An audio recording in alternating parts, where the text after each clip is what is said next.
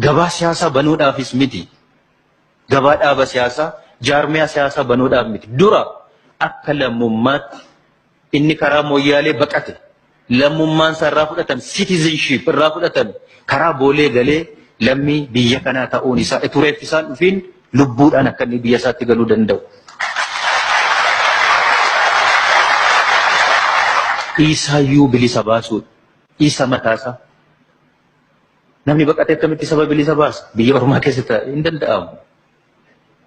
Biyya Oromaa keessa taa'anii daabboo guyyaa guyyaatti yookiin wannoo barbaadaa sabaaf qabsaa'anii iddoo biraarra jirurra bilisa baasuun hin danda'amu yoo rakkinni keessa jira ta'e. Saba keessa taa'anii sabaaf hojjetu. Biyya ofii keessa taa'anii biyyaaf hojjetu. Jijjiirama fiduudhaaf yoo ta'e biyya ofii keessa hawaasa ofii keessa taa'anii hojjetu. Sanatu jijjiirama dhugaa fida.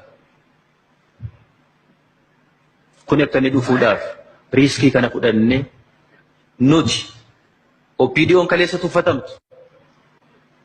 OPDO'n kaleessa xireeffatamtu. Etuma xireeffatamnu.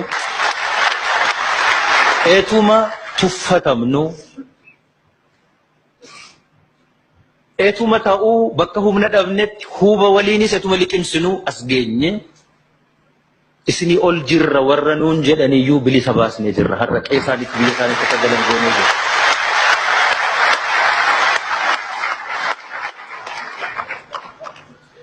Yoo qabsoo ta'e jijjiirama fiduudha. Haasa'uu miti. Haasofni bara meeqa? Bara meeqa namni baqate? Bara meeqa namni hidhame? Bara meeqa namni itti dararame?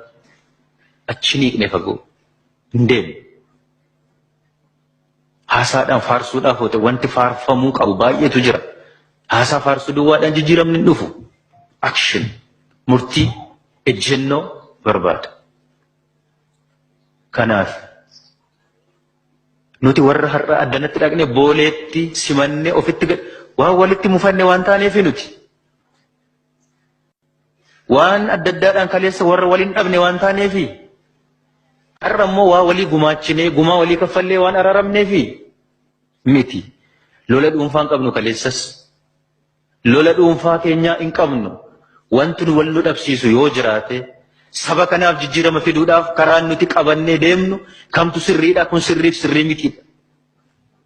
Kan biraa miti. Kanaaf amma falli nuti qabnu waan amma qabannee deemaa jirru kana cimsuudha. Jabeessuudha. Abbaan barbaade kaleessa dogoggora hojjechuu danda'a, balleessuu danda'a. Har'a guyyaan biraadha, har'a carraan biraadha. Hiree biraa jira har'a, hiree kanatti gargaaramuudha. Tokkummaa saba kanaa, tokkummaa biyya Itoophiyaa kanaa fiduu kan dandeenyu namni badii kaleessaa, haloo kaleessaa lakkaa'uudhaan otoo hin ta'in waan boruudhaaf ta'uu danda'u har'a yoo hojjechuu danda'e. Sanaaf immoo wal dhaggahee, wal dhaggeeffatee, wal dhagahuu keessa yaada gaarii jira. Wal dhaggeeffachuu keessa yaada biyya jijjiiruutu jira. Yaadi namaa akka hin dhaamne, abjuun namaa mul'anni namaa akka hin dhaamne taasisuudhaaf carraa yoo laanneef sanatu biyya geeddara. An hawwii keenya isinitti nima. Hawwiin nuti qabnu.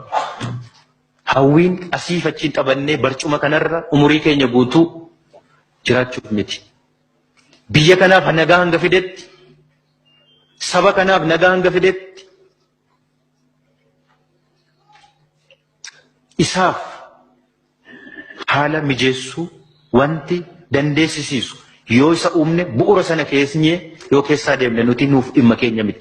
Biyya kana etuu asii fachiin jaallatiin itti fufsiisuu kan danda'u, nagaan biyya kana kan eegamuutti danda'u. Wal dhabbeen siyaasaa biyya diiguudhaaf sababa akka hin taane, rakkina akka hin taane biyya kana keessatti dhufa taanaan san akka inni dhufuuf hawwiin keenya. Hawwii taayitaa miti. Hawwii barcuma irra turuu miti.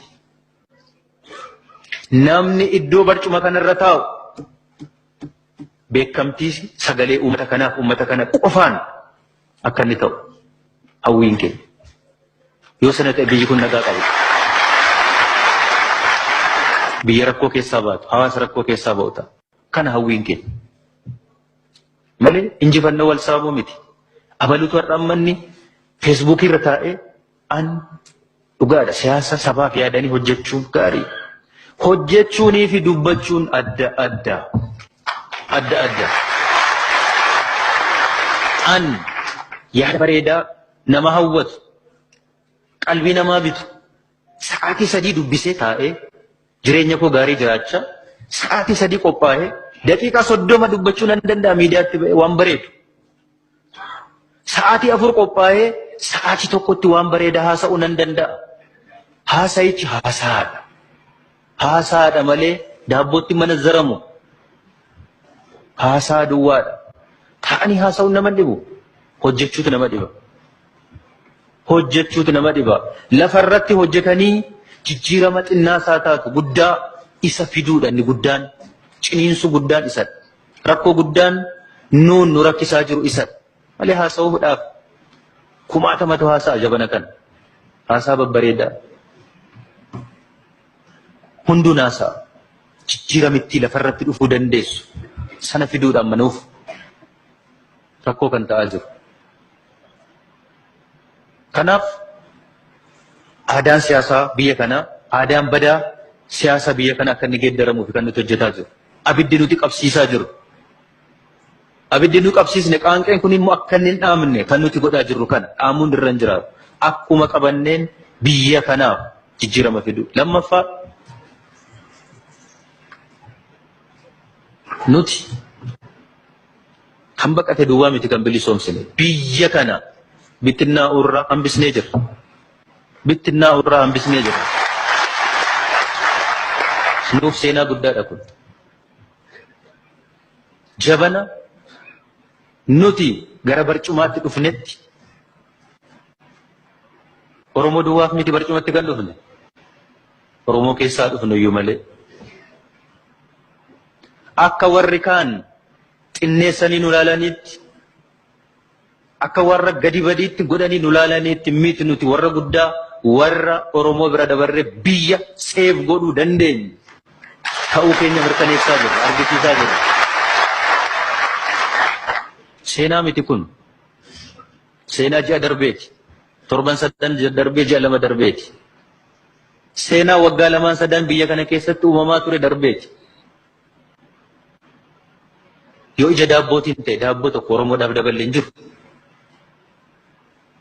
Saantima tokko Oromoodhaaf laatamee hin jiru. Jijjiirama kana keessatti wanti dhufe hin jiru. Kabajni, bilisummaan, ulfinni daabboo caala. Isa finnee. Daabboon ganaadha. Daabboof immoo hojjennu, buddeeniif immoo hojjennu, dafqinee hojjennu. Dukkana sana. Dukkana nu haguuge sana. Cancala afaanitti nu galee sana luugama sana baasuu jalqabneerra. Dukkana sana saaquu jalqabnee jirra.